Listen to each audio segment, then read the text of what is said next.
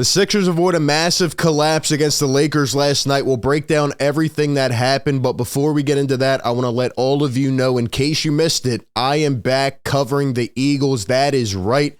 I have joined A to Z Sports Philly as their Eagles content creator. I'm thrilled and excited and humbled about this opportunity, and all the Eagles coverage will be coming at you over on A to Z Sports Philly's YouTube channel. So I will drop that down in the description and the comments section. Don't get it twisted. None of the Sixers content will change. All of that will remain here on this channel. But for all Eagles-related coverage, I know a lot of you have come over the years for the Eagles coverage. All of that will now be on A to Z Sports Philly. I'm truly thankful for all of you that have helped, engage over the years and watch the videos, the live streams, just push the content around. I really appreciate it. Do me a favor, go over to A to Z Sports Philly, subscribe to them, and let an Eagles fan know about that channel. This is a huge step for my career, and it would not be possible without you. I will see you all on the debut show tomorrow, halftime and post-game live on A to Z Sports Philly. Perfect.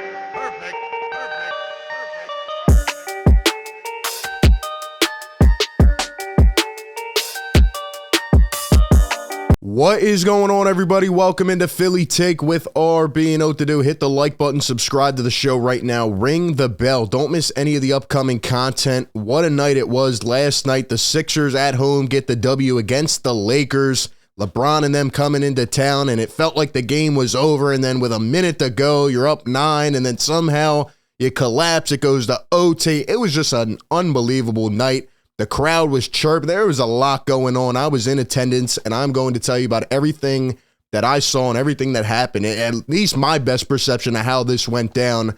I did a post-game live last night outside the arena, so go check out my immediate thoughts from that. I don't really want to repeat myself too much, so I figured the best way to go about this is, now that I have the film in front of me, we can break down the last couple minutes and talk about what really happened last night.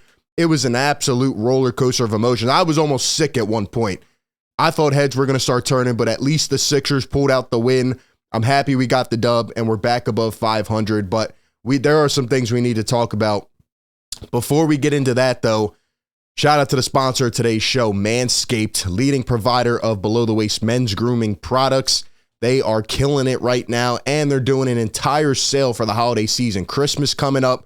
20% off and free shipping on any item on manscaped.com. Obviously, you have the Performance Package 4.0, which is their best seller, the Lawnmower 4.0, the Weed Whacker, Crop Preserver, Crop Toner. But in addition to that, they've stepped it up to the Platinum Package 4.0, which includes their 2-in-1 shampoo and conditioner, their deodorant, their body wash, and a lot more great products. You definitely have to check this out. Christmas season coming up. You want to stay on top of your hygiene game. The Lawnmower 4.0, though, is obviously my favorite item.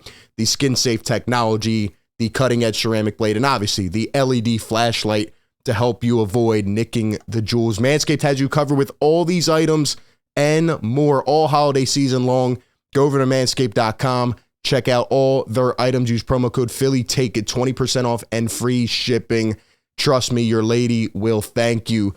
All right, we got to talk about last night. I want to start off with the box score. I don't want to go too deep into it, but I do want to highlight two players that helped us win this game, okay? And that is Joel Embiid and DeAnthony Melton. Joel Embiid finished the game with 38 points, 14 for 19, 12 rebounds, 5 assists, a steal. We know Joel can do these things on a nightly basis, so it came as no surprise to me. I was, though, absolutely just shell-shocked after he had 20 points in the first quarter. There seems to be certain games where Joel gets up, right, against LeBron and Giannis and all these guys. He was just on a different level. He was banging guys. He was shooting step-back threes, and really the highlight plays of the night, because I was trying to remember them last night on the postgame. It just was all going crazy at one time, but Joel Embiid threw it down. I believe it was over Thomas Bryant. He almost, I was sitting 10 rows. In fact, I have pictures to show you guys where I was sitting at. I was sitting 10 rows from the court, but I was lined up with the side of the rim. So I was watching all this happen. And when I saw Joel Embiid go up and almost throw it down on Anthony Davis, that was right after Tobias Harris, of all people, almost did it. I almost lost my mind. I thought he was going to do it. That would have been the dunk of the year. I wish he would have got it done. Here's some pictures. There's James Harden.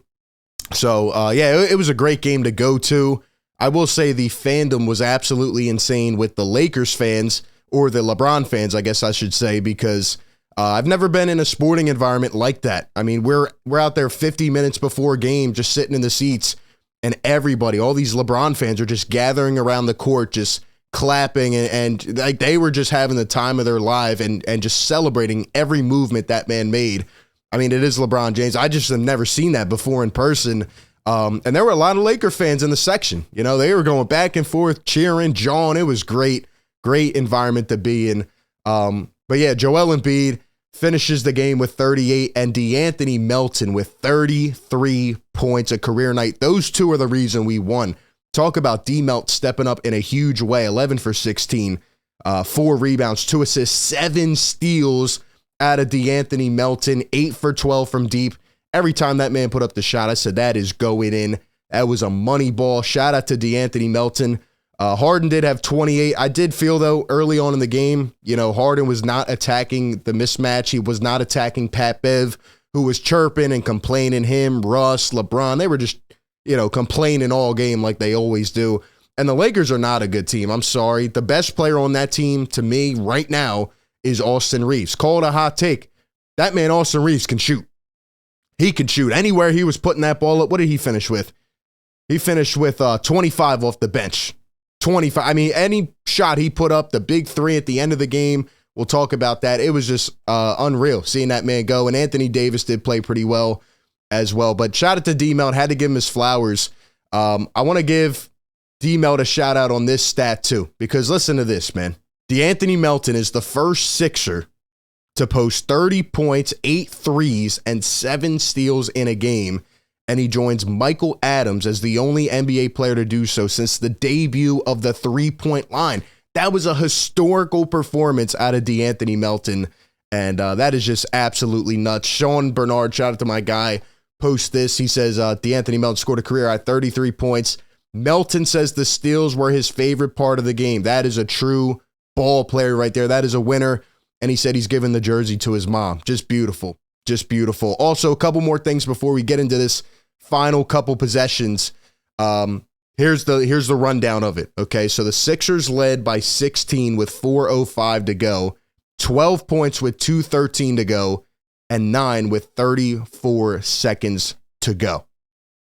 That is what happened at the end of the game. And after the game, Doc Rivers was asked about it, and he started joking around. He said, I thought I would be up here 15 minutes ago. Here is the breakdown of what happened last night. So let's kind of break this down a little bit. So I have the film pulled up here on the YouTube channel. Be sure to check it out. So let's go back a little bit. 4:50 to go, and we were up, 16 points. So at this game, I'm already mentally clocked out. I'm like, all right, we're going to win. Tons of Laker fans are leaving the arena. I'm like, all right, great. And yeah, you know, you thought it was over. 2:50 to go, we're up 12. Then we're up 10. Lakers are coming back slowly. They're crawling into it. And really, the Sixers were just kind of forcing a few shots, and they were, you know, not getting back on defense too much, but we still had the game in hand. And then Russell Westbrook comes down and scores. Okay, so now we go down with 1:33. We're up 10 points. We're up 10 points. There's no way. You hold on to the ball a couple times, the game's over. Sixers force another cross-court pass. LeBron takes it away. They go fast break all the way. Gets fouled and one. Can't do that. Now Joel's trying to control. 48 seconds ago, you're still up 5 points. Joel trying to get a bucket. They were triple teaming him since the, second, third quarter because he was out of his mind. There just were not many games I saw like that first half-wise from Joel Embiid. He was losing his mind.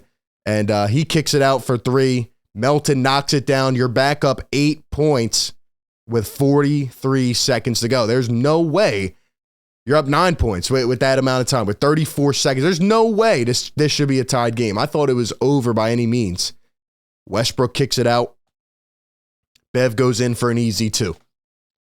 So that takes us down 23 seconds. You're still up 5, and this is where the chaos starts. So, DeAnthony Melton tries to throw a full court pass, and honestly, you cannot do this, as an NBA team, right? And Doc Rivers kind of used some of the timeouts, and I see a lot of people arguing about what the cause of this was. I think it was on everybody, right? The players got to be better inbounding the ball. They just have to be more professional and know what to do in these situations. But the coach has to prepare for situations like this. You can't blow timeouts and then, as a result, you're trying to inbound and everybody's swarmed and guys only have a couple seconds. They don't know what to do.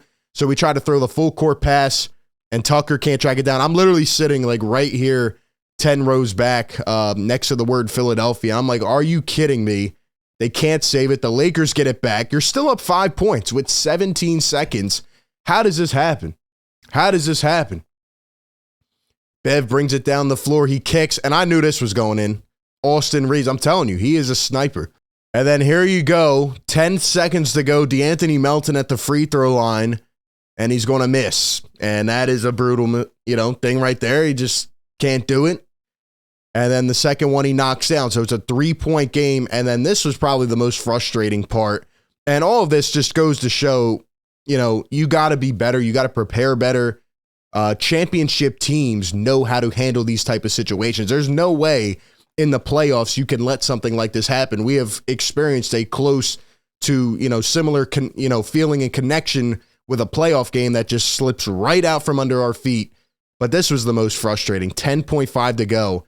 The inbound, and Matisse Thybulle, Thybulle got a couple minutes at the end of the first half. I thought he was great, backdoor cuts, throwing it down, just being a productive player. He's had limited minutes. It doesn't make sense what they're doing with Thybulle. He needs to play more.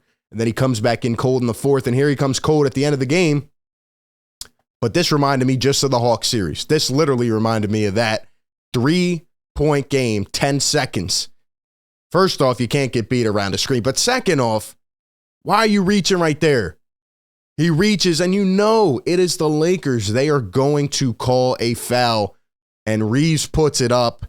Everybody is losing their minds. I'm sitting there, hand on my head. I'm like, are you kidding me? They have a chance to tie it with 9 seconds to go. But here's the craziest part. He makes 2, and then he misses. He misses. The game should be over. Embiid tries to pull it in.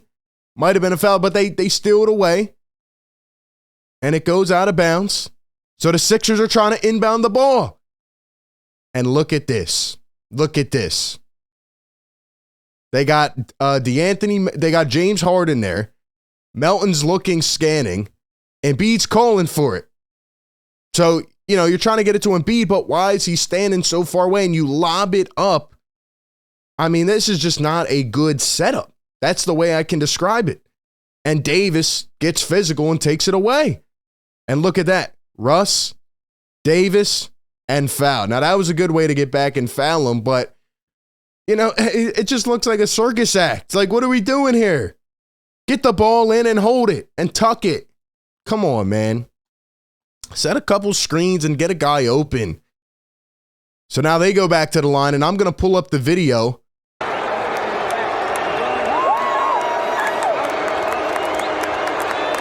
I can't believe they missed 2 of these.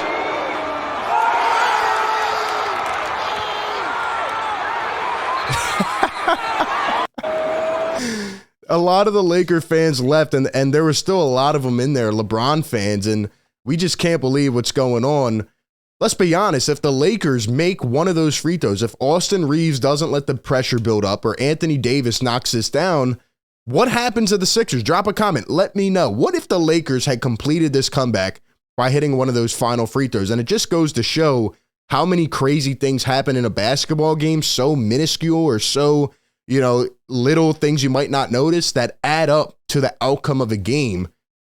And Anthony Davis misses that, and it's crazy, man. And then we go to OT, and luckily, the Philadelphia 76ers end up winning the game. James Harden was great in overtime. He had a couple, big shots, big free throws, and the Sixers get it done.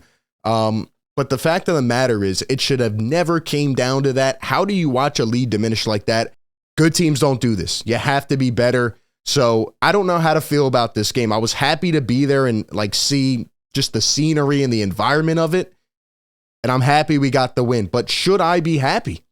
Should I be happy? Should we be happy? Now we're a game above 500. Are we kind of floating in the territory where it's, it's almost like no man's land? Are we going to get past the point we need to get past?